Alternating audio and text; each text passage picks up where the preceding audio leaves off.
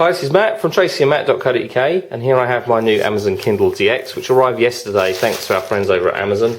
Actually sent this over for us to review. So we're going to do a quick unbox for you, have a look around the product itself before we actually start on our full review, which will be on site shortly. So first of all, in the box they've actually sent me this nice leather pouch for the Kindle.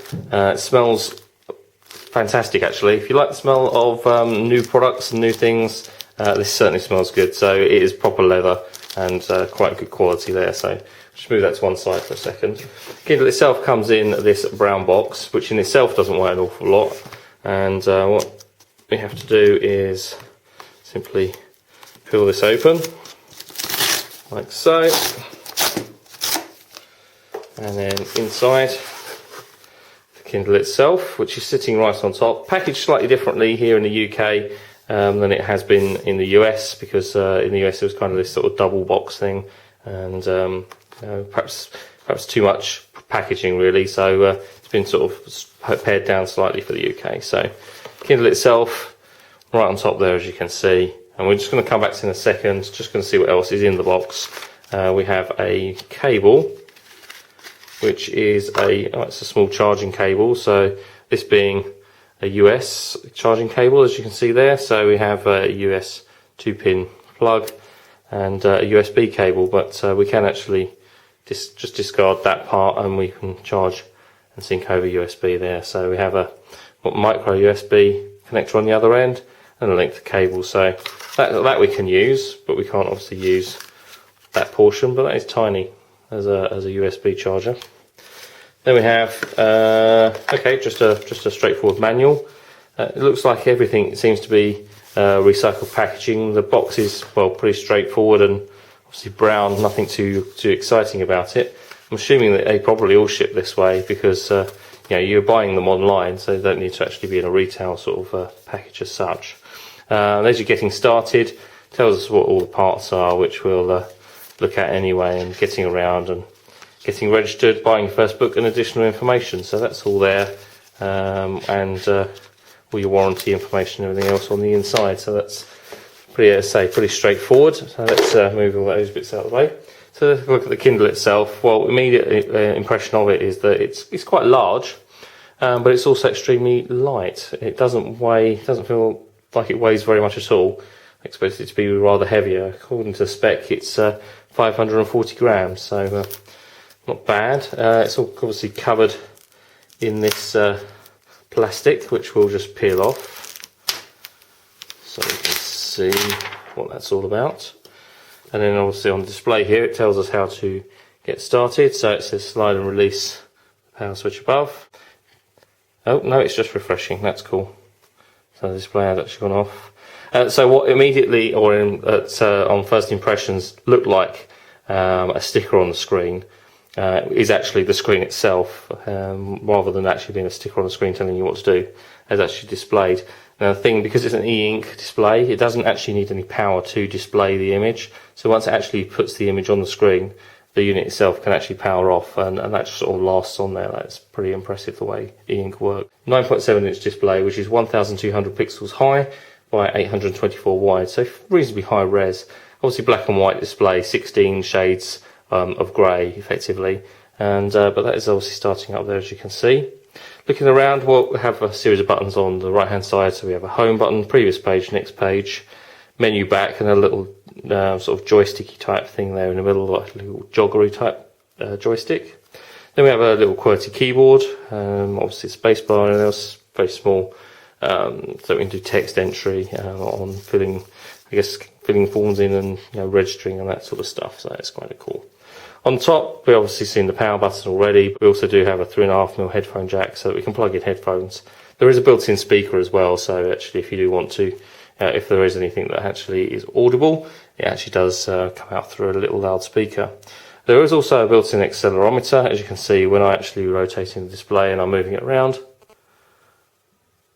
The display itself does update and rotate, so you can read a book this way around or you can read it that way around, depending on your preference, and obviously depending on how much you hope to get on the screen as well. The display is pretty impressive. Obviously I'm in quite a bright environment here at the moment, and the screen is sort of like a sort of a matte finish to it. and it does kind of look to have a texture. It's almost papery. It's quite impressive and quite cool. So yeah, I certainly could read that, and the reflection on that isn't too bad at all. I think really much more to see around the device itself, apart from the micro USB sync charge connector on the bottom. That's obviously how we get to sort of media on there and have what look like the loudspeakers on either side. That's how we charge, and that's how we transfer stuff onto it. And in actual fact, it even works upside down, which is kind of unusual. A lot of devices only like to be rotated either way, or normal, face up, as it were. There's a little volume control rocker on the side there as well, so obviously we can change that up and down.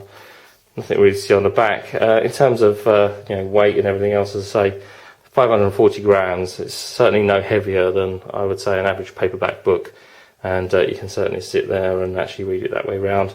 Size-wise, 264 millimeters from top to bottom, 182 wide, and only 9 millimeters thick. As you can see there, it's really, really thin, and will quite happily sit in the palm of your hand. There is an accelerometer, as we've seen. It does rotate the display, built-in Wi-Fi, and actually it's actually picking up a signal there as well. So it actually will do content delivery using, I think it actually has a built-in 3G modem, and it seems to be picking up a signal at the top there, and it gives you the battery condition as well. So this is how it all works, and we can go actually flick through the next page there, and it tells us how to get started, what all the buttons do, which we've obviously already talked about, and how to read the display, how to set up the wireless, how to set up WhisperNet, which is the Amazon content delivery service. Because you don't have to just buy books, you can also buy magazines and subscribe to newspapers, which I think is quite impressive. So you could purchase your favourite newspaper and actually be delivered to your Kindle automatically for you on a daily basis. And I do think the subscriptions as well are extremely good value for money. I think it's around $22 for a monthly subscription to many of the different newspapers. I think that's pretty good value for money. This does also have PDF support, native PDF support, so if you upload PDF documents to it, you can actually read them. It's pretty useful if you've got like user manuals and that sort of stuff on PDF, so you could actually transfer them to this. Or perhaps if you've got documents and presentations that you actually want to give a customer, you can actually put it on here and they can read it on screen. That would be quite cool, and it'd be sort of slightly different, and I guess it will become the norm. If you're walking around with something like this, people will think maybe you're from Star Trek, because obviously they used to use things like this. In terms of cost, well, it's going to cost us around $299, let's say £300 here in the UK. I guess that's an awful lot of books, but it is a cool product, and obviously we can carry just one of these around. According to Amazon, you can actually get up to 3,500 books on this device. It has 3.3 gig of user available memory, so you can get up to 3,500 books. I don't think I'm going to read that many books in my lifetime, quite frankly. Not much of a reader. I do read the occasional book, but I think I'm going to be more interested in this sort of from the PDF and the document point of view, and I think that'd be quite cool in that respect.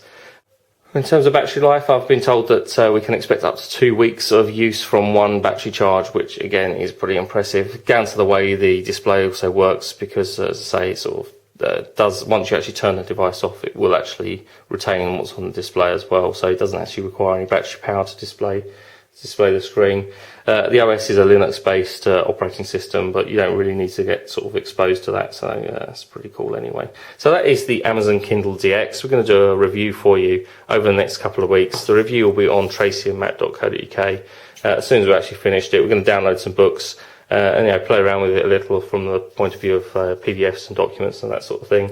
So a review will be on tracyandmatt.co.uk over the next couple of weeks. Thanks for watching. We'll be back soon with some more videos and reviews.